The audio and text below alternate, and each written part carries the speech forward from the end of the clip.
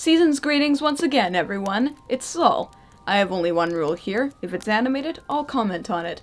And we're in week 2 of my big holiday fuckfest, and I was planning to allocate this week for a Kwanzaa-related movie, but for the life of me, I could not find a single one. So to all you Kwanzaa-celebrating viewers out there, I apologize for the world's overall lack of caring for your holiday. With that being said, though, let's dive into week 2 of this over-commercialized holiday madness with a look at the Polar Express. Oh, sorry. Sometimes using the Orb of Knowledge has the tendency to set my circulatory system on fire. Anyway, yes, okay, anywho, right, alright. Okay, so, The Polar Express is an adaptation of a book by the same name written by Chris Van Allsburg, produced by Robert Zemeckis, and distributed by Warner Brothers in 2004. This movie has the distinction of being the very first all-digital capture film, as well as having the largest budget for an animated movie at the time, costing $165 million to make. Yikes, that is a lot of money for entrance to the Uncanny Valley. So, I think if my spooky Halloween marathon taught me anything, it's that I should prepare my 3D glasses right away. Oh, and you know what, while I'm at it, I might as well prepare a bag when the inevitable motion sickness kicks in. Yeah, okay, well, anyway, this is the Polar Express. Now, you would think, for a movie based on a book, it would have an emphasis on plot, since that's pretty much all books have going for themselves, right? Well, you're smarter than a building full of professional movie makers, then. So, this boy here, who is never referred to by name, doesn't believe in Christmas, which in this universe is punishable by 10 consecutive life sentences in Grumpy Grumperson's prison. I'm just kidding, of course, but on Christmas Eve night, a mysterious train pulls up in front of the boy's house, and claims to be on its way to the North Pole. The boy decides to get on the train, and that's about where the plot stops. Yeah, that's about 10 minutes of movie that actually has plot. Impressive work for something that cost $165 million to make. I'm guessing that money didn't go to the story department. Now, let's take a closer look at the characters. Actually, no, let's not. They're too creepy to look at. I didn't make that earlier Uncanny Valley remark lightly. These characters creep me out almost as much as fucking PT. It doesn't matter anyway, because each of these characters have a personality that can be summed up in one word. Blank, optimist, nerd, timid, and child molester. I'm sorry, I mean offbeat. I'd like to give you more information about these characters, I really would, but I have nothing else to say about them. I could barely keep a line of sight on them without feeling my intestines seizing up in revulsion. Ugh. Keeping my eyes firmly closed, though, I'm gonna talk about the good things, so listen up. Other than those creepy as fuck character models, everything else in this movie looks fan-goddamn-tastic, especially for 2004 standards. I mean, holy shit, look at this snow effect. Color me impressed, that is some mighty fine looking snow. And that's it. Yeah, I think that's the shortest good section I've ever done. Shorter than Alpha and Omega, and shorter than The Legend of Zelda. Impressive, very impressive. But let's move on to the bad things, and oh boy do I have a lot to say, so you may want to take a piss break before I get into it. I'll just do something random for 5 seconds while you do. Arg, grr, grr, grr, grr. You back yet? Okay, good. Well then, the first major problem with this movie, and I mean major, is that it has no reason to exist. That's not a good way to start, is it? As soon as the boy gets on the train, everything of consequence disappears in favor of shunting the viewer from one set piece to another that has almost no cohesion with the spiderweb-thick plot at all. Actually, you know what? I know exactly how to qualify what this movie is. This movie is what I'm gonna start calling a COD film. No, not that kind of COD. COD film, aka Call of Duty film. Meaning that throughout the whole experience, there's only one plot thread that very quickly becomes lost in favor of showing off technical capabilities or set pieces that have no narrative structure whatsoever. I'm sure you can tell at this point that this movie was shown in 3D, and when the 3D is used for immersion, it actually works well, like with the aforementioned snow. But then there are so many of these roller coaster type scenes that make you want to repaint your walls and vomit, awkward camera angles, and pointless scenes that serve no purpose in the plot than just to show off the impressive tech of the time. If this were in any other movie, people would be crying for blood in a matter of minutes, but because it's a holiday movie, and oh yes, it sure as hell wants you to know that it is a holiday movie, It feels like it can get away with more gimmicky and manipulative shit.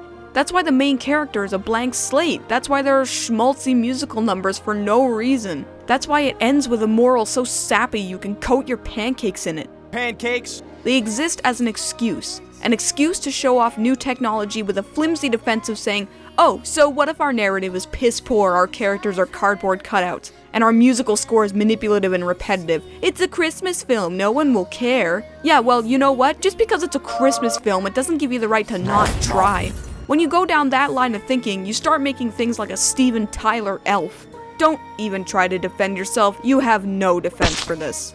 Inside this movie, there is a little kernel of a good idea somewhere. I think the overall experience would have worked better if it had taken a more introspective tone, because the environment and scenario do seem to set up that kind of narrative. Something not overly serious, but more contemplative.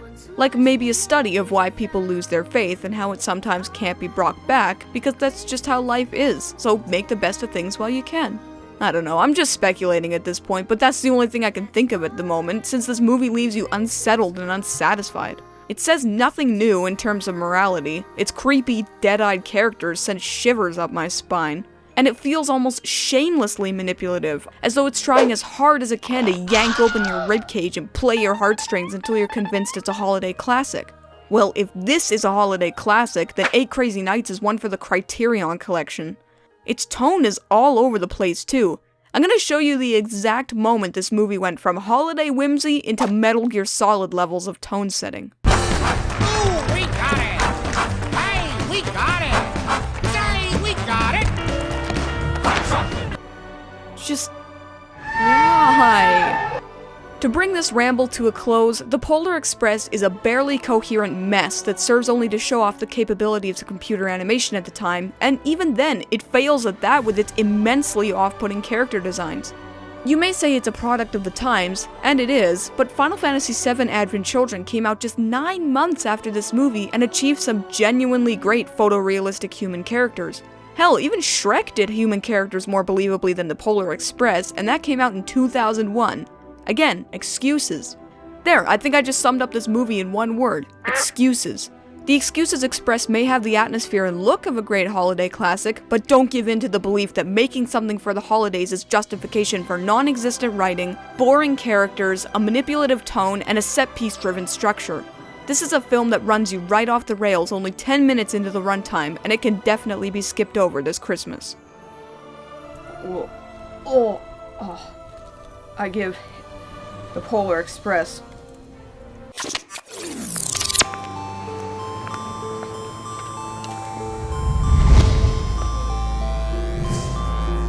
one eye out of 5.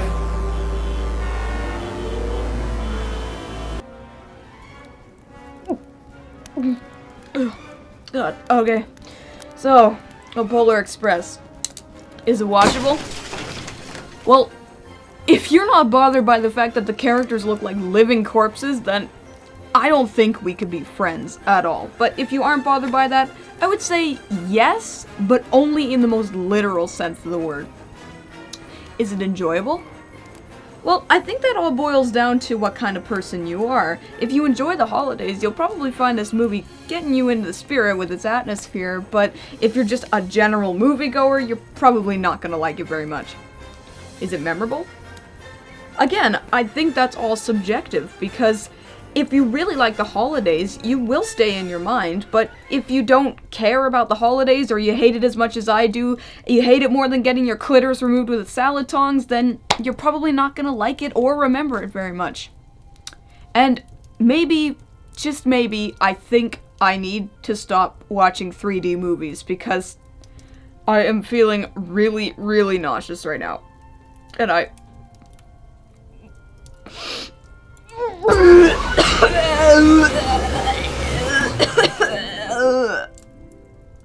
but if you're not bothered by blah blah blah blah blah blah blah.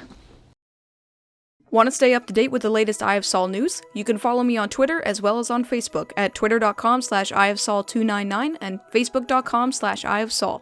I update them every day, so if you want to check out news on the show as well as updates, just follow the links here.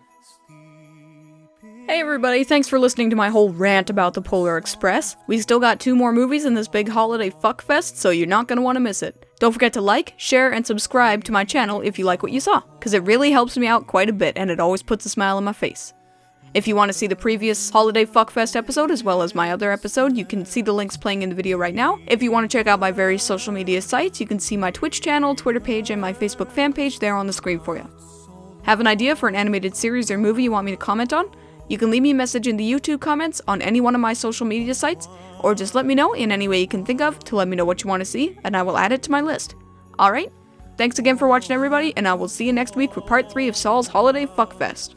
When it seems the magic slipped away,